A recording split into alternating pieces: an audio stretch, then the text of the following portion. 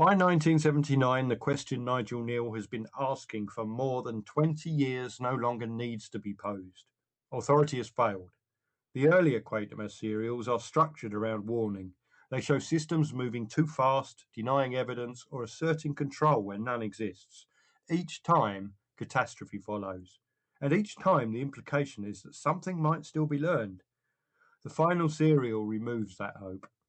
Quatermass is not about a system under threat. It is about a system that has already collapsed and continues out of habit.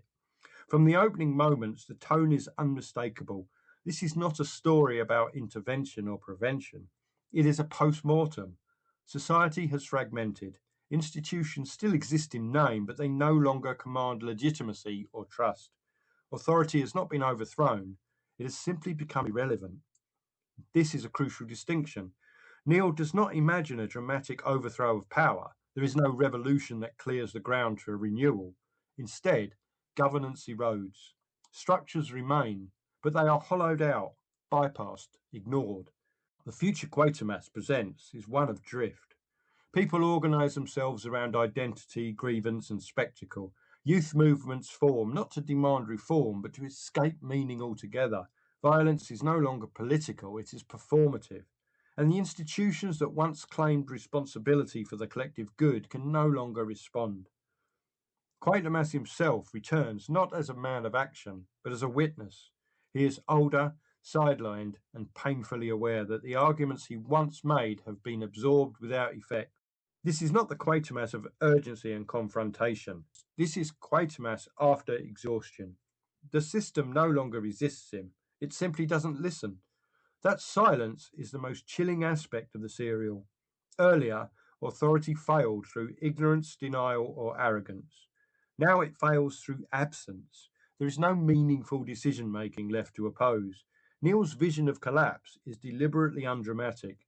The world has not ended. Life continues. People go about their business, but the connective tissue that once held society together has disintegrated. Responsibility has dispersed beyond retrieval. This is why the alien element in Quatermass feels almost secondary. The real threat is not invasion or manipulation, it is vacancy. There is no centre.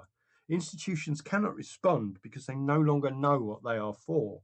Their language has become procedural noise, disconnected from action or consequence.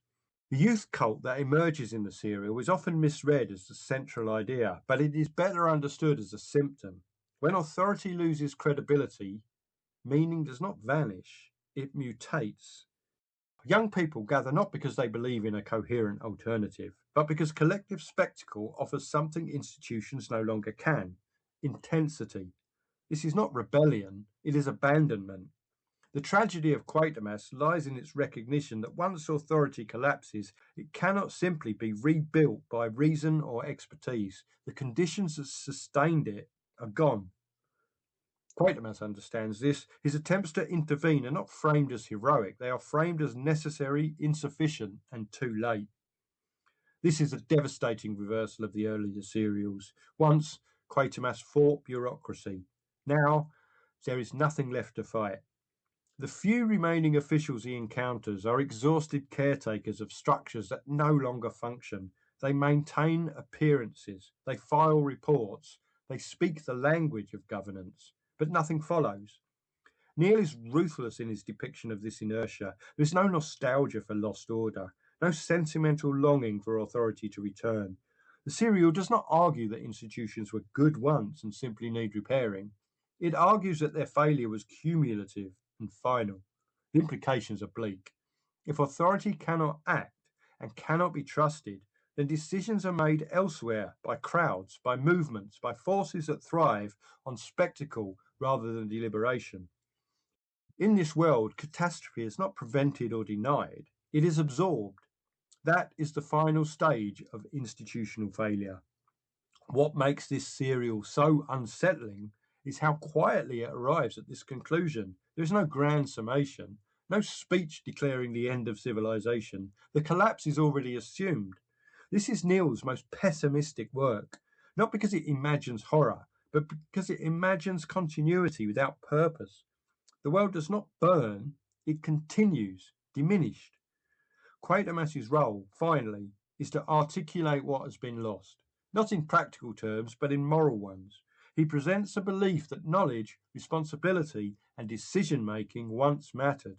In Quatermass, that belief has no institutional home. The tragedy is not that he is wrong, it is that he is irrelevant.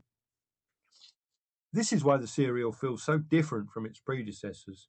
There is no sense that revelation will change anything. Truth no longer has leverage. Earlier disasters unfolded because authority refused to listen. Here, listening would change nothing. The system has already disengaged. Kneale's critique reaches its endpoint here. The earlier serials show how authority fails. The final one shows what happens after failure becomes normalized. There is no redemption arc. There is no reassurance that new structures will emerge. The future is not tyrannical, it is indifferent. That indifference is Kneale's final warning. He's not arguing for stronger control or harsher governance. He's arguing that responsibility, once abandoned, cannot simply be recovered. Authority in this vision is not something you can switch back on. It requires trust, legitimacy, and a shared belief in collective decision making. Once those are gone, power fragments into spectacle and force. Quatermass ends not with the solution, but with recognition. The systems that failed in the 1950s were given decades to adapt. They did not. They learned how to protect themselves, delay action, and deny responsibility. Eventually, they learned how to survive without meaning. This is the end of the Quatermass argument.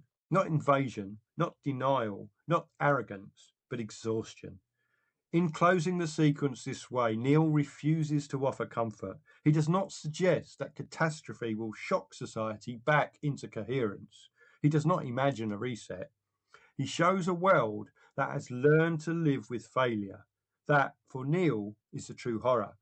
And it is why Quatermass stands as one of the bleakest conclusions in British television drama, not because it imagines the end of the world, but because it imagines a future where the world continues without structures that once made responsibility possible. That is not science fiction. It is aftermath. And thanks very much for listening. I hope you've enjoyed that. That is the last one of the Quatermass serials. I have covered all the others. They are on a playlist, which I will share. You can just pick out the individual videos if you want to see them. I will be back with another television show on another day. Bye.